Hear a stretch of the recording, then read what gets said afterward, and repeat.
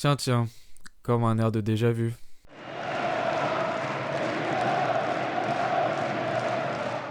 Cet air de déjà-vu fait évidemment référence à la demi-finale de Ligue des Champions Barça-Inter de 2010, l'Inter entraîné sous Mourinho, qui avait fait déjouer le Barça de Guardiola en réalisant deux non-matchs. Cette fois-ci, c'est un peu la même chose, c'est-à-dire qu'on a un Barça qui, je pense, a à peu près 65-70% du ballon, qui n'arrive pas à se créer énormément d'occasions, ça je vais en reparler vite fait après, mais on a en face de ce Barça un Inter de Milan qui joue à domicile et qui se décide à la 60e minute de jouer à littéralement 10 derrière et qui se permet d'envoyer des ballons, de jouer, de tomber à chaque contact, de demander la faute, de rester 6 minutes à terre, etc.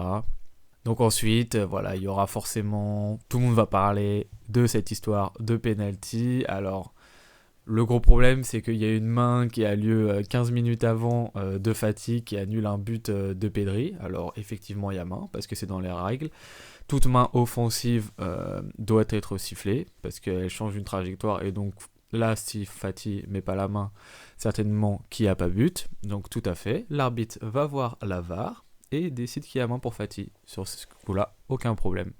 Le problème, c'est que là, dans les arrêts de jeu, Dumfries, il fait une main et qu'elle est évidente. Et que l'arbitre, il va même pas voir la VAR pour checker s'il y a réellement main ou pas. C'est-à-dire que là, la main, elle est flagrante, elle est décollée du corps. Et en plus, elle enlève un ballon pour Fati qui pouvait ensuite placer sa tête. Et j'arrive toujours pas à comprendre pourquoi ça n'a pas été sifflé. En dehors de ça, va pas falloir se cacher. Le Barça a pas fait un match extraordinaire et il va pas falloir trouver cette non-main sifflée comme seul justificatif de cette défaite. Il y a eu beaucoup de points qui ont été négatifs, notamment sur les côtés qui ont été Marcos Alonso à gauche et notre fameux Sergio Roberto à droite, qui a été super.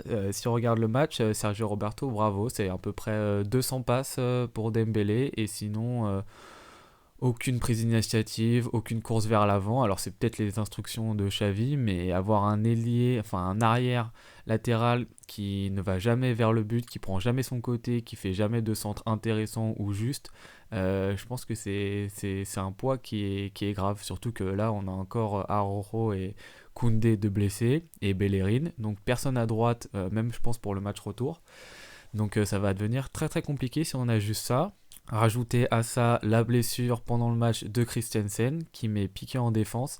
Et là on se retrouve avec une défense piquée. Sergio Roberto, Eric Garcia qui nous rappelait malheureusement l'année dernière et les heures sombres du Barça. Donc là on a eu peur, mais bon, en face il n'y avait aucun attaquant pour gêner. Donc c'était la bonne idée de l'Inter qui a peut-être pas forcément compris que à la fin ça se jouerait peut-être au goal average cette histoire-là et qui a pas voulu enfoncer le clou et qui a préféré préserver le 1-0, donc ça va, ça a pas cette défense un peu bizarre qui aurait pu, je pense, littéralement couler avec une attaque qui pressait un peu plus, ne l'a pas été puisque l'Inter n'a pas plus poussé, mais après c'était au Barça de pousser, à partir du moment où il y avait un 0 et il n'y a plus rien eu. Pedri, à certains moments, grâce encore une fois à sa qualité technique, a réussi à sortir de bonnes situations, à avancer, mais c'était pas suffisant, il s'est pas forcément bien placé entre les lignes, il était surtout très reculé sur le terrain, donc ça permettait pas de le toucher dans la zone où il pouvait être décisif.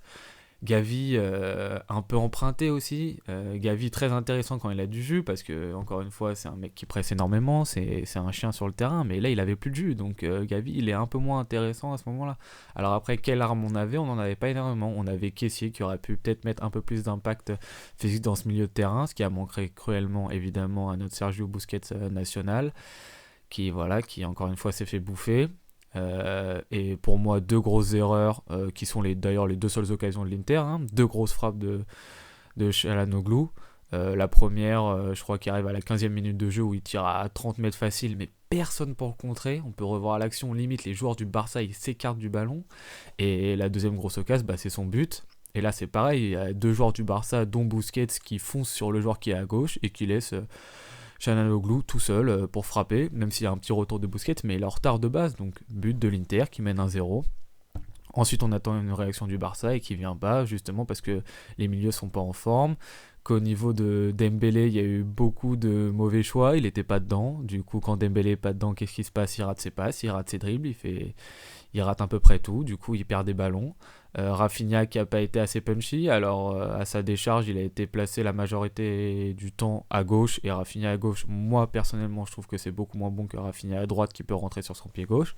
Et enfin, Lewandowski, voilà, ça va faire 2 gros matchs en Ligue des Champions où il est totalement absent. Le Bayern, il n'était pas totalement absent, mais il a raté au moins 2 ou 3 énormes occasions qui se devaient de marquer. Et là, c'est qu'il en a même pas des occasions. C'est-à-dire qu'il se les crée même pas. Pourtant, il y a eu certains centres qui auraient pu arriver sur lui. Il est pas là, il est pas à la retomber. Il est pas décisif en tant que numéro 9 qui peut relayer avec ses coéquipiers. Même là-dedans, il n'a pas été très bon. Voilà, invisible. Fati rentre en jeu, Fati invisible. Le Barça, en fait, invisible. Donc, on va se cacher. Il y en a qui vont se cacher derrière ce penalty qui aurait dû être sifflé et qui n'a pas été sifflé. Mais la vérité, c'est qu'en dehors de ça, si le Barça est supérieur et si le Barça veut mériter cette place en huitième de finale, il faut battre cet Inter de Milan là qui propose strictement rien et qui en plus était sans Lukaku, sans Brozovic. Voilà, c'était aussi un Inter affaibli. Et face à cet Inter affaibli, on n'a rien su proposer. Et si tu proposes rien, bah, tu te qualifieras pas. Et le match retour, il est dans une semaine et ça va être super important de le gagner. Après, quelque chose me dit qu'il va y avoir un retour de bâton. Un petit karma qui va arriver. Et voilà, si le karma fonctionne bien, normalement, voilà. Petite victoire du Barça, on met les compteurs à zéro, on va avoir le même nombre de points, à la différence de buts, on va passer devant. Mais il va falloir se remotiver, il va falloir que les gens reprennent confiance en eux. Ce week-end, match de championnat, prendre confiance individuellement, et voilà, faire en sorte que les joueurs qui n'ont pas été performants le deviennent, et que s'il y a des changements à faire, les faire. Typiquement, Marcos Alonso, je suis désolé, mais Baldé, il est rentré, même si Baldé, il est tout jeune, il a montré qu'il avait la hargne, qu'il avait faim, qu'il avançait avec le ballon, et Marcos Alonso, pour l'instant, il n'est pas encore habitué à cette équipe-là, et dans les gros matchs, il va pas falloir le mettre tout de suite. Donc, gardons Baldé, il apporte de l'impact, il est bon, sur son côté, au moins, il fait bouger les choses. Typiquement, exemple. Réfléchir aussi à mettre caissier, pourquoi pas, avoir un impact au milieu du terrain, et après attendre et prier pour que les blessés reviennent le plus vite possible. Mais voilà, il va falloir se dépêcher, il va falloir vraiment se venger de cette équipe, et voilà, proposer un peu de football, et montrer que c'est le football qui gagne à la fin, parce que voilà, ce genre de match là, 90 minutes, attaque-défense, sans qu'il se passe rien, ça pèse sur le moral, c'est compliqué, donc il va falloir régler ça. Et tout ça, bah voilà, très bientôt, puisque le match retour, c'est dans une semaine. Merci beaucoup, on se voit très bientôt. Ciao.